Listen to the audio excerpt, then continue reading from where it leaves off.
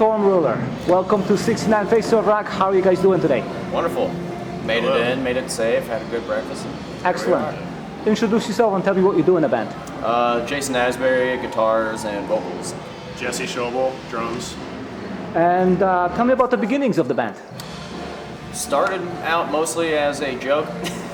We really just did a record for the sake of doing a record, put it out, and had some luck with it. Got picked up pretty quick by Napalm, and as they say in the industry, the rest is history. Yeah. We're like, I guess we're forming a band now. Yeah, we have to be a real band.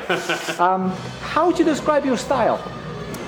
It's like definitely a lot of influence from the European styles of metal, black metal, and like, you know, classical, maybe some power metal here and there, lots of black metal. And The Scandies, the Swedes, the Norwegians, the Finns. Yeah. Mostly that area of the world, yeah. and the 90s second wave black metal. Something in the water over there, man.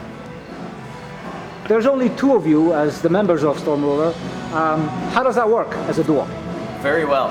Less arguments, that was right? part of the charm of it is he and I got easy. together and we just wrote a bunch of riffs, decided we wanted to do it all, and we just find homies that want to come out and tour with us and play along, so it makes it actually a lot easier.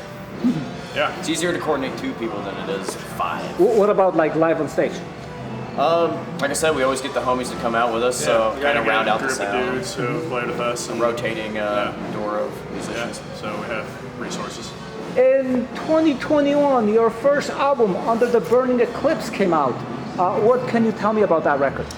Was that 21 or was that 20? So technically the first release 2020. was 2020, and that was Like a on the Verge, maybe? It Yeah. was a self-release. Okay. And then, like I said, like a couple days later, Napalm Records hits us up, and then So we did an official they want to release through release. them. So we took it down, did an official release like in May of 21. But we wrote everything in the very beginning of 2019, and then very slowly recorded it over the course of like a year and a half.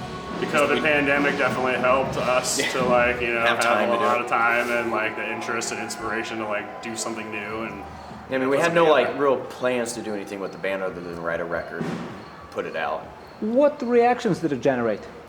I think a lot of good reactions. Good reactions, yeah. The People first generally were month and a behind half, it, we got a lot of traffic on YouTube and all that, and then obviously we had to take it down and do an official release through Napalm. But after that, I mean, Black Metal Promotions was where we originally put it out on, which is a YouTube big shout out to channel. those guys. They Yeah, and definitely want to thank them for caring enough to put our like hour-long album on their stream. And yeah, it really kind of a lot happened from it that we weren't really expecting, so it was kind of cool. Were you able to tour for it? Do any shows? Yeah, so we were one of the COVID bands, kind of popped out of COVID, but right about the time we released, COVID was starting to kind of ease up. We did the whole live stream thing that everybody was doing at that time, but shortly after we got out, like the summer of 21, and did a couple tours. We did a couple like short runs, and it was actually funny. It wasn't until our fourth actual gig was actually in our hometown. So Yeah, our first show was like in Indiana. Yeah, so like we did a couple like short, like week-long runs to just kind of like test the waters, and then after that we were lucky enough to get on the Devastation on the Nation tour in 2022. Like Pork Nagar, Riding Christ, that's a good band. So Yeah.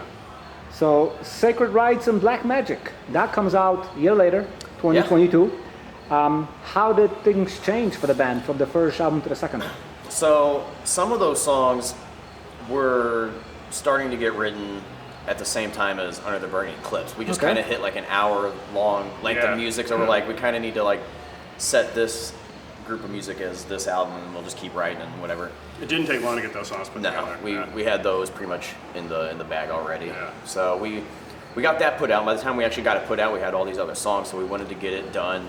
Yeah. Do the whole album cycle and We quickly. were able to luckily avoid the whole kind of trope of like you have, X number of years to make your first record, and then you have like 6 months to make your second record, and like we already had like a ton of music already kind of written, so we didn't really have. We kind of hit it them wasn't up a and we're rush like, really. hey, we So, also already have this next record done, so as soon as this like runs its course, can we get that scheduled and ready to go?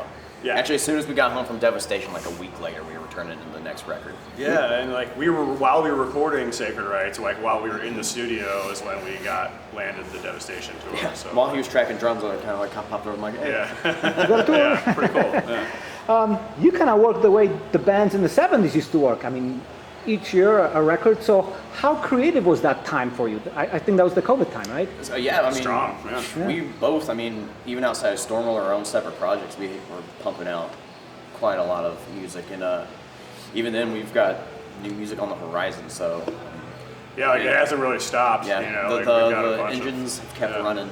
Yeah. What would you say your songs are about? War, a lot of fantasy stuff. You know, the medieval tropes, castles, shits like that. Occasional video game reference from like the first couple FromSoft records. games, you know, which are metal as hell, and A lot of Dark Souls. and then Bloodborne. Books here and Books there. we've read. The third record, we plan on doing something a little different, but So after 2 albums, what feedback are you getting from your listeners, especially that you were able to tour and meet the They fans, hate right? it. They hate yeah. it. They hate it. we get booed off stage damn near every show we play. It seems to go pretty well, yeah. We take nothing for granted and know, of course, that like, you know, we're not any kind of like there's no reason for us to be like sitting back and being like you know, like we're like kind of still just getting going, as you know, more you're kind of like just getting going for like a decade. It's something I've definitely learned. So it's like it's going well, but like you know, it can always get better and better. Is kind of the way we look at it. So what will the album number 3 and possibly 4, because it seems like you work in pairs, look like or sound like? Well, I mean, we've got a lot of the music pretty much already written for album 3.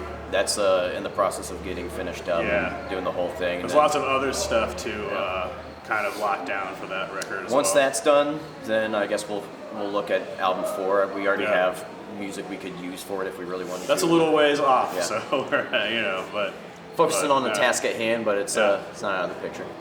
I told him we should cut our hair and make a grunge record, but It could still happen. yeah. Total surprise. Generally, when you look at the art that you are creating, what are you trying to express? Like, what is your kind of message, if there is one?